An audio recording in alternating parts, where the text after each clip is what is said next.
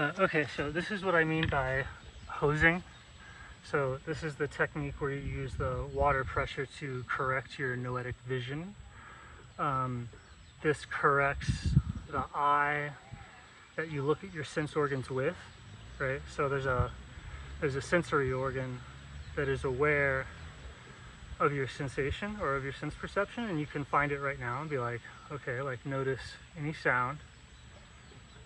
Right, so notice that there's a noticing of the sound. So there's a looker that's not at the sense organ. There's a looker kind of behind the sense organs.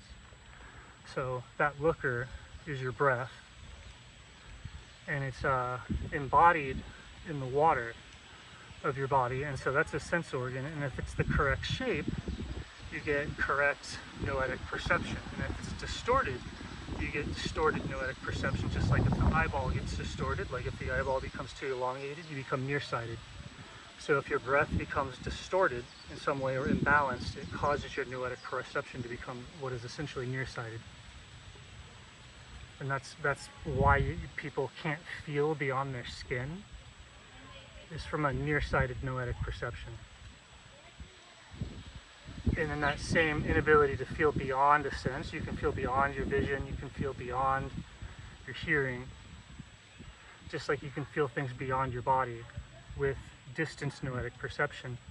So when you're in the water pressure corrects your breath and your fluidic shape such that you have distance noetic perception, and that's, you just go get in the ocean and you're able to feel waves or swells happening some distance from you. Even in the pool, you can feel things happening at a distance. That's your far-sighted noetic perception. The reason you can feel that is because you're in water. Versus not being able to feel that far on land, it's only because your noetic perception is distorted on land. It's kind of distorted by gravity. Right, so in the water that noetic perception is corrected, and then with the snorkel you can actually fall in, so it presses on all of you, so you can't escape in any direction into gravity or whatever. You can be actually at neutral buoyancy, and so you can do it through the nose or the mouth, and they're actually like two entirely separate systems, kind of like the upper body and the lower body. Breathing through your nose activates like a totally different aspect of the breath than breathing through your mouth, and so they're kind of two different things. So you can do it only nose or only mouth, and then I've kind of got nose is in some sense more interesting because you have more dexterity with the nose. Like you need the base to be strong and they integrate, but your nasal dexterity is similar to your upper body dexterity versus your lower body dexterity. So your ability to manipulate your breath and your consciousness and everything really comes from the upper breathing, just like your ability to manipulate objects comes from your upper body. But they're both important, right? Ultimately one thing.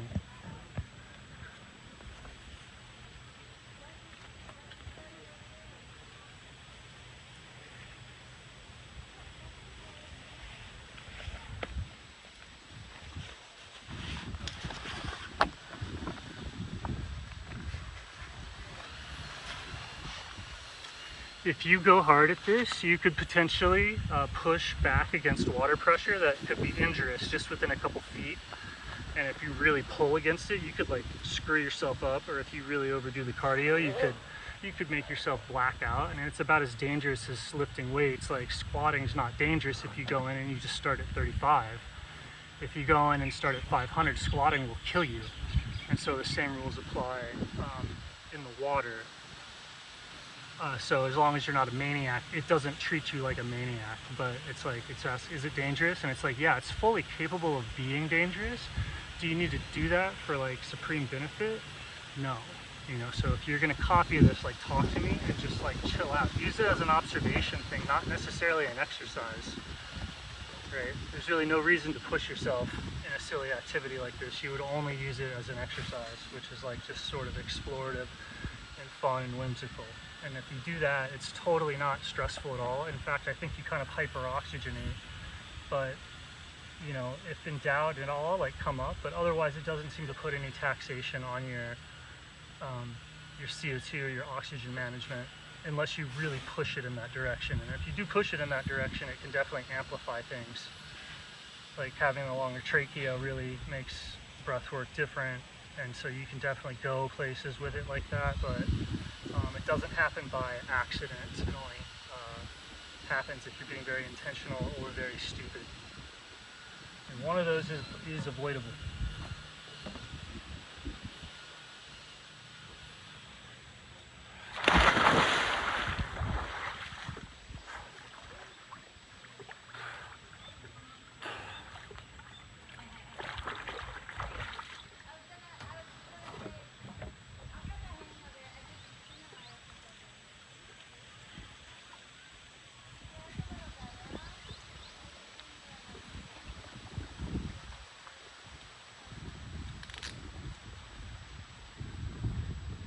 I made all this stuff,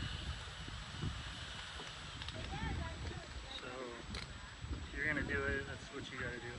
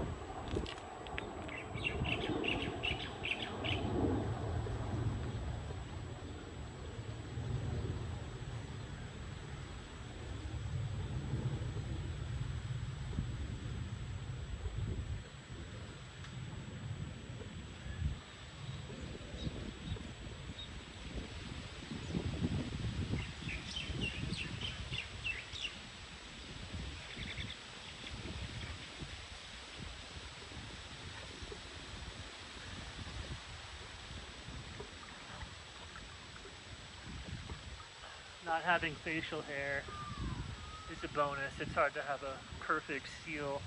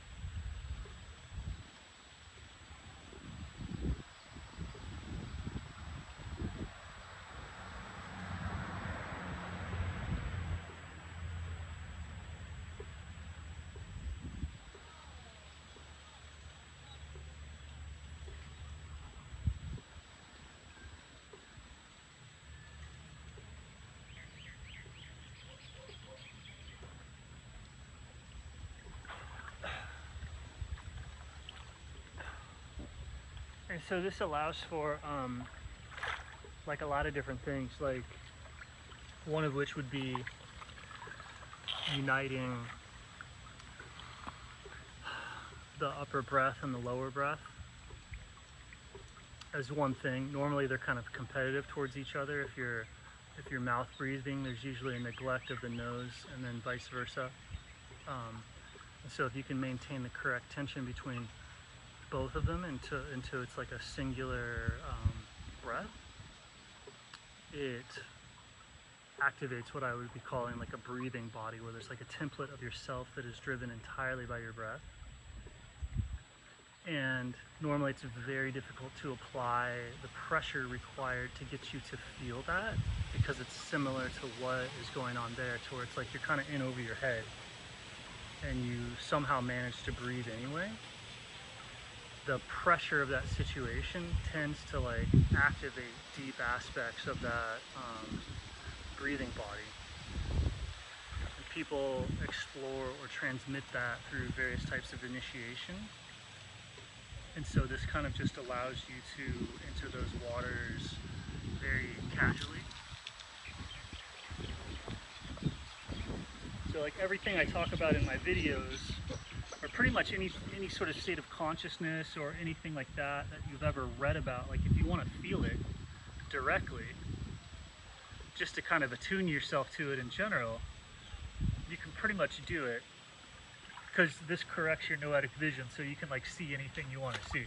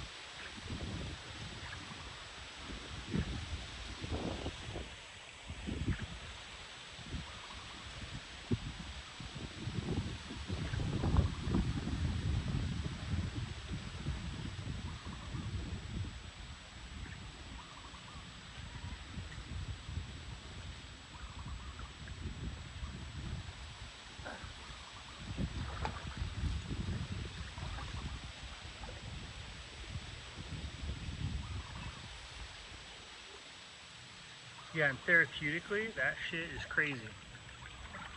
If you're into like craniosacral therapy or breath work or energy stuff, like you can,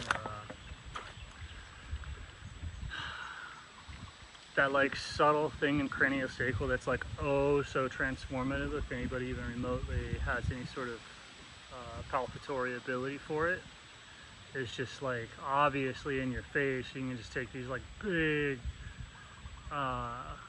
breaths and just like totally move and identify from that whole area that's normally so like dim and dark and barely self-aware.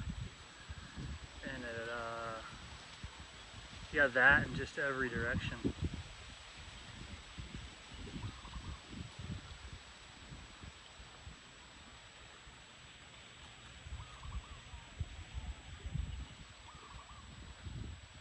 like anything you can imagine.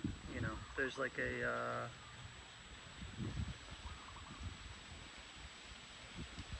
there's like an energy field around the body, the mind, and like when you're in the water, it's totally complete. And so that you can get that completeness to press into you when you're breathing just a little bit underwater. It's different than floating. Floating, like a lot of you, is still in there with just a little bit of a snorkel. You can get totally submerged, and then that 360 or that totalizing pressure evens the breath out, presses it in, and it provides, like, there's certain points that you have to get past where it's like kind of weird to relax in that way or push in that way. Like the water lets you relax in some ways, and it also gives you stuff to push against that you'd never be able to do on your own. And letting go into that is kind of hard, so there's like these kind of gateless gates to go by.